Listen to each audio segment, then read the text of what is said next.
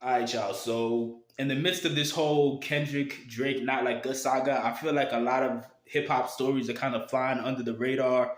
One of them being that Reason announced that he left TDE. He announced it about a little less than a week ago. It caught a lot of people by surprise. To me, I really wasn't that surprised by it.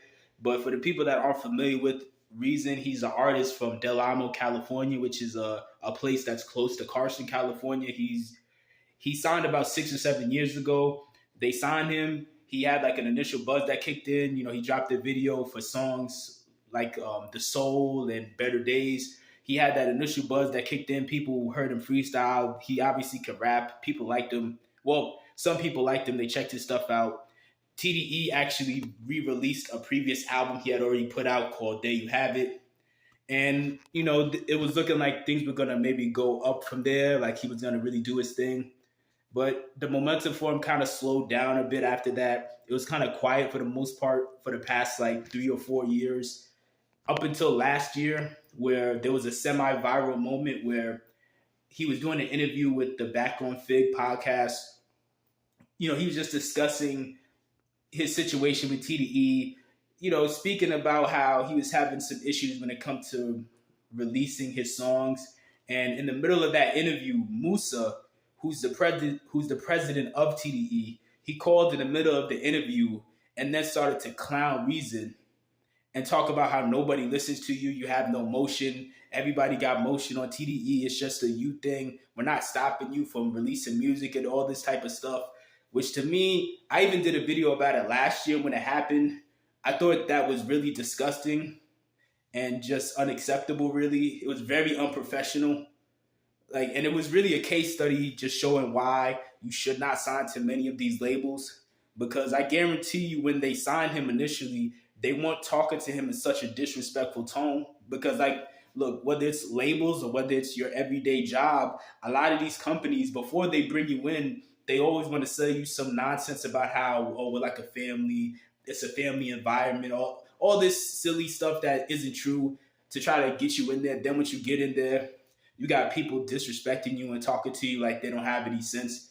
I didn't respect Musa for doing that. I thought that was really foul. I thought that was nasty work, to be honest with you. And it was so weird because it's like, one, you were gaslighting him, making it seem like Reason was the only artist on TDE who wasn't getting popping. Like everybody else was just going to the moon, and Reason was the one person who couldn't get off the ground. When in reality, that's not what's going on with TDE. Most artists on TDE that they've signed over the past decade are in the same boat with Reason, where they have some fans, but they don't have like a crazy big following. None of them have popped off really. Musa, when Musa called, he did something that I thought was intellectually dishonest, where he put the interviewers on the spot and he said, "Hey, can you name 3 Reason songs?" And the interviewers, they couldn't. But my whole thing is, those same interviewers, I guarantee you, they can't name 3 Ray Vaughn songs.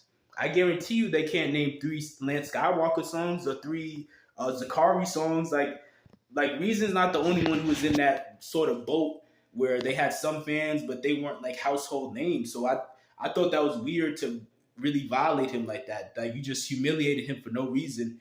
And also to me, that's why I wasn't surprised that Reason ended up leaving TDE, because to me that came off like a signal that they no longer cared about investing in Reason, just for the simple fact that a big part of what these labels do is, it's a lot of smoke and mirror games. They want to make artists seem bigger than life.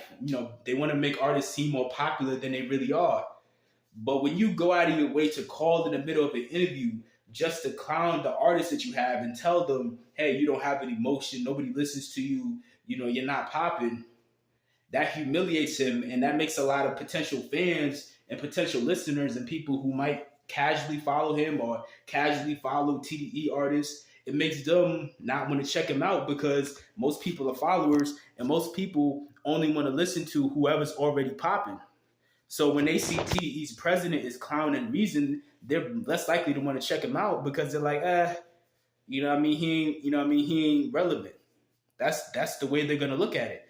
So to me, it's like that came off like they already were mentally ready to let Reason go, because you can't tell me that you wanted to keep him, but then you do something that unprofessional, which immediately would make your job's supposed to be blowing him up.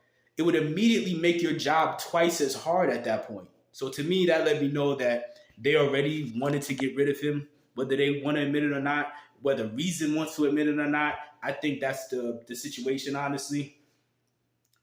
And so now Reason's kind of just doing his own thing. I'm not sure where he's going to go from here. I'm assuming he's going to stay independent. I think that would obviously be the best decision for Reason, is to stay independent. But it's yet to be seen if he's going to stick with that route or not. Reason's at a very interesting crossroad where, again, the next 16 to 24 months is going to be crucial for Reason if he really is trying to make some noise. I think there's about 2 to 3 things that he has to prioritize at this point while he still has the clout from being associated with TDE. Number one, I think he should start a podcast, honestly. Whether he wants to or not, I think he should start a podcast. Just to, again, it's one of the things that he has to definitely embrace is, just making content. Because why not? I did a video a few weeks ago talking about Schoolboy Q and why I disagreed with his stance on rappers making content, where he was basically saying in an interview that he's not in favor of rappers making content. But I disagree with that because I said, look, most artists in this day and age, they don't have the luxury of being able to just sit around for, 3 to 5 to 6 to 7 to 10 to 20 to 35 years in between albums and just, be MIA and be able to come back after being MIA for 10 years and drop an album and still sell that album. Most artists aren't in that position, especially independent artists. People have short attention spans and, they'll forget about you very quickly. I mean, Reason was signed, and there's still a lot of TDE fans who either forgot about him or never checked him out in the first place. So I do think starting a podcast would still be a good option for him or for anybody, but definitely him in his case, because he already has built-in content that he could start cranking out right now. Like his first 5 to 10 episodes of that podcast could literally just be him chronicling his whole experience being signed to TDE for 7 years. You can't tell me that in 7 years, there's nothing that you could talk about when it comes to being signed to TDE. Most people absolutely would want to hear a behind the scenes look at what it's like to be on that label. It's a very popular label with one of the most popular rappers on the planet signed to it. People formerly signed to it. So people definitely want to hear that.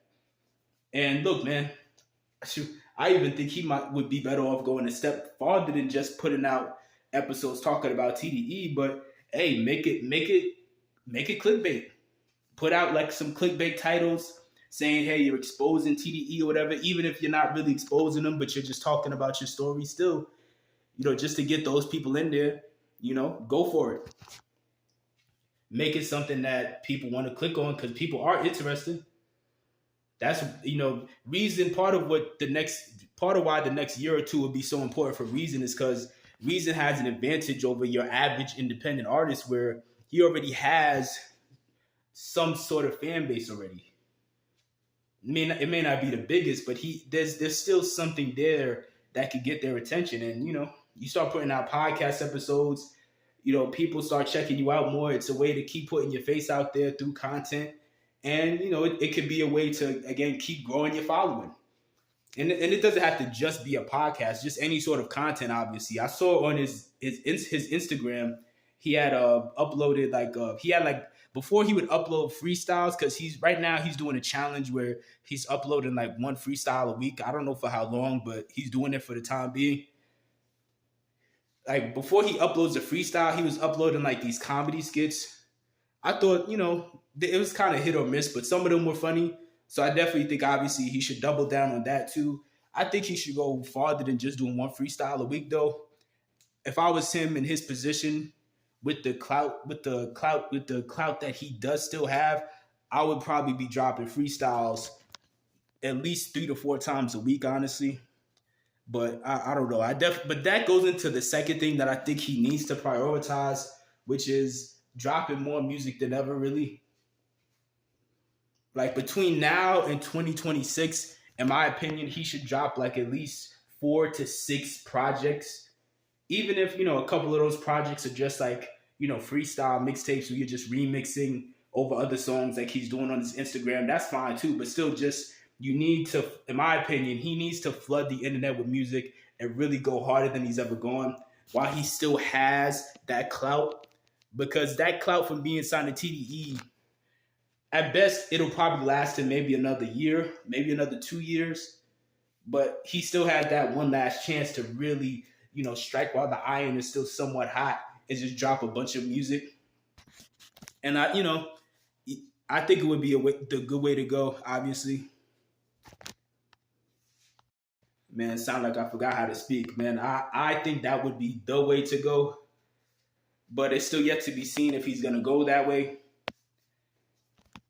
Another thing I think he should do is start doing more features than he's ever done before.